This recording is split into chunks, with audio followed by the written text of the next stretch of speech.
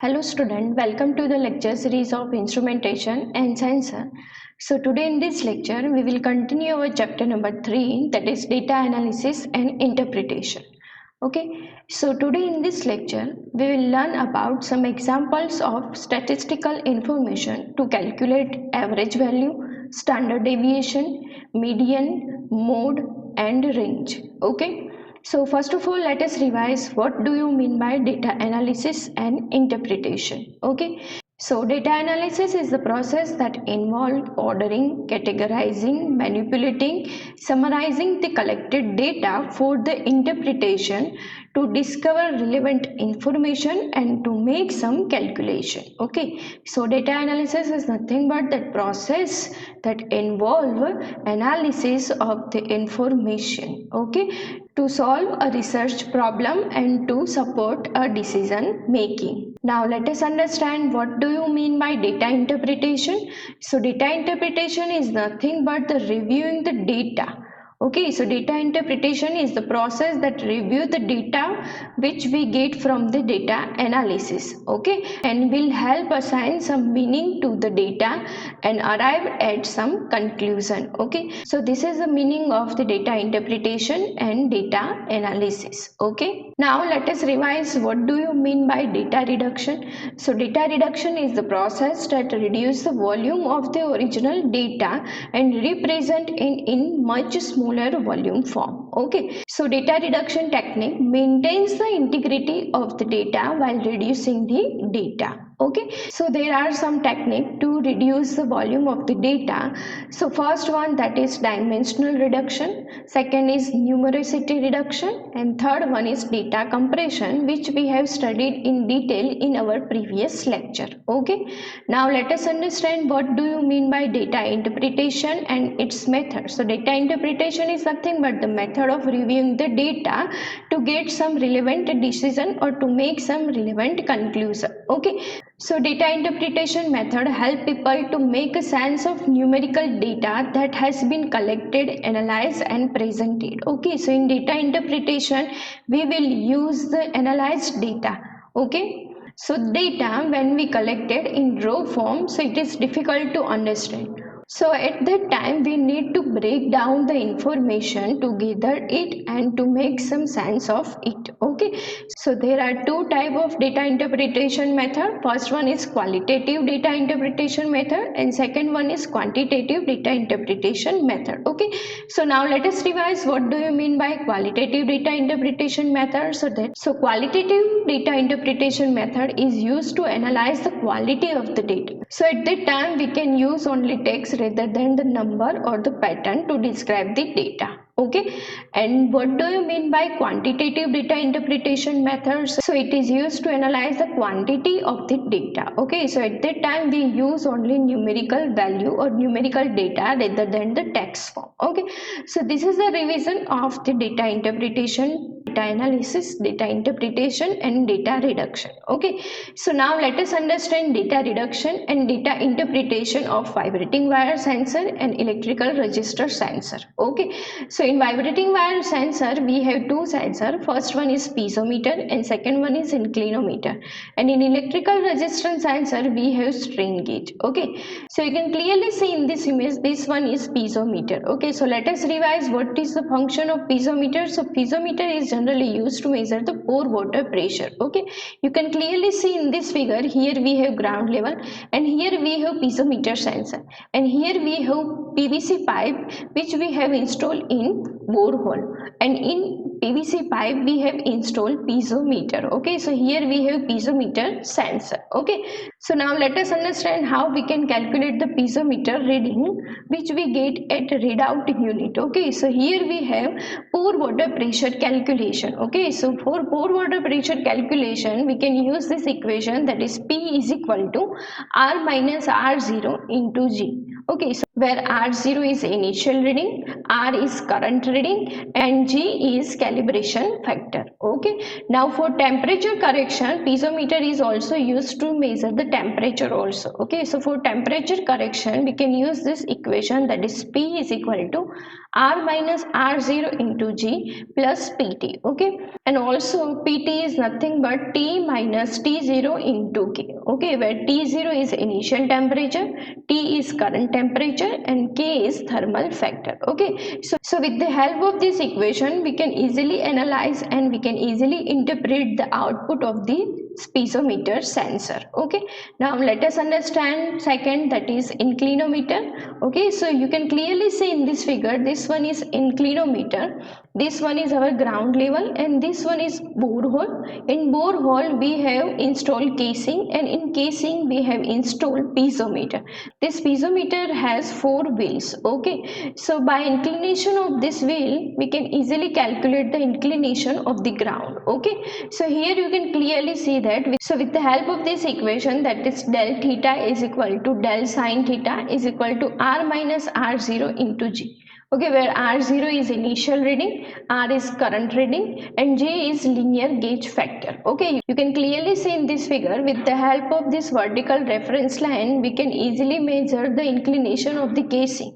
So now let us understand displacement calculation. So how it will happen? So displacement calculation will be done with the help of, let us understand D1. D1 is nothing but the L1 del sine theta 1. Next is D2, displacement 2. Here we have displacement 2. So displacement 2 is nothing but D1 plus L2 del sine theta 2. But D1 is nothing but L1 del sine theta 1.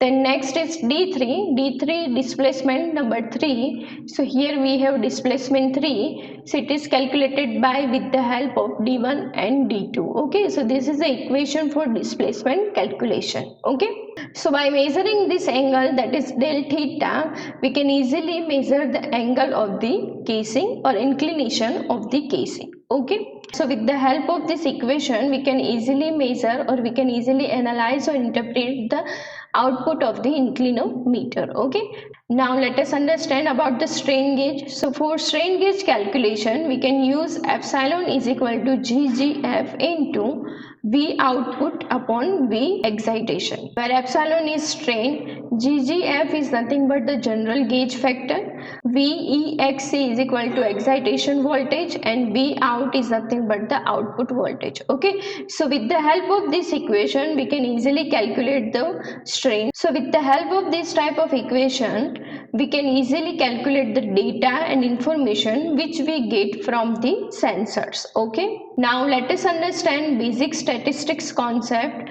and according to that, let us understand some examples. Okay, so first one, that is average mean. Okay, so what do you mean by average mean? So the mean is also known as an average. Okay, so mean is obtained by dividing the sum of observed value by the number of the observation. Okay, so with the help of this equation, we can easily calculate the average mean. Okay, so average is nothing but the mean. Okay, so mean is nothing but the total of the number divided by how many numbers. Okay, let us understand with example that if we have data like 3, 5, 5, 6, 4, 3, 2, 1, 5, 6. Okay, so how we calculate average mean? So first step is add this number, that is 3 plus 5 plus 5 plus 6 plus 4 plus 3 plus 2 plus 1 plus 5 plus 6. So is equal to, it will become 40. Okay, now next step, divide by how many numbers are there. So 40 by 10 numbers are there, so it will become 4. Okay, so we can say that mean value for this data is 4.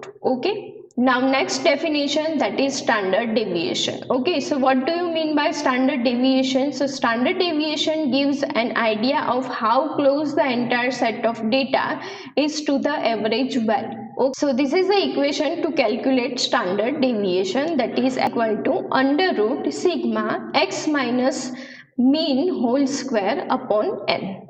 okay, where x is a set of number, mean is the average of the set of numbers, n is the size of the set, and sigma is the standard deviation. Okay, so now let us understand it with example. So here we have equation. Now we have data like 4, 6, 8, 2, 5. Okay, so how we calculate standard deviation for this data? So first calculate step number 1, that find the mean of s. Okay, so how we find mean this data? So it is nothing but the addition of this number by the whole number. Okay, so this is nothing but the 4 plus 6 plus 8 plus 2 plus 5 upon total number, that is 5. Okay, so this is nothing but 25 by 5, so we will get mean value, that is 5. Okay, now step number 2, find the difference between each value in S.